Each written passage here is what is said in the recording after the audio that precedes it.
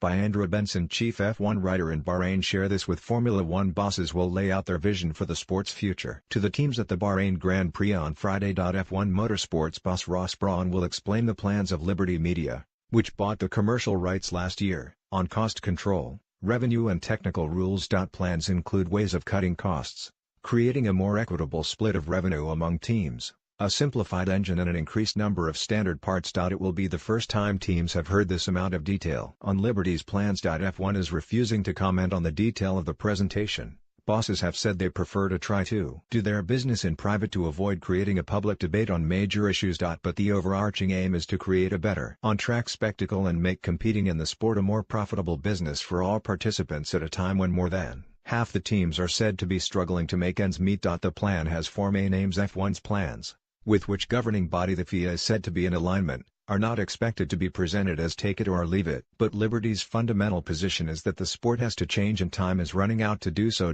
Even with room for negotiation, the plans are likely to create unease among the teams. The car manufacturers involved in the sport have already made clear their opposition to proposals put forward by F1 and the FIA for simplified engines from 2021. F1 and the FIA want to keep the current architecture of 1.6-liter V6 turbo hybrid engines but with a simplified energy recovery system that both reduces costs and attracts new entrants. Mercedes and Ferrari have led opposition to the plan and are currently objecting to the proposal to remove the part of the hybrid system that recovers energy from the turbo, the so-called MGUH. This is the device that allows the engines to run at revolutionary levels of efficiency, but it is also highly complex and expensive and is seen as part of the reason for Mercedes' domination of the sport since 2014. Plans to increase the number of standardized parts on cars, for example by forcing teams to use the same gearbox internals, are seen by Liberty as a way of reducing costs while having no impact on the audience. Ferrari president Sergio Marchionne has already said it will object to what he has described as plans by Brawn to fight against the DNA of F1.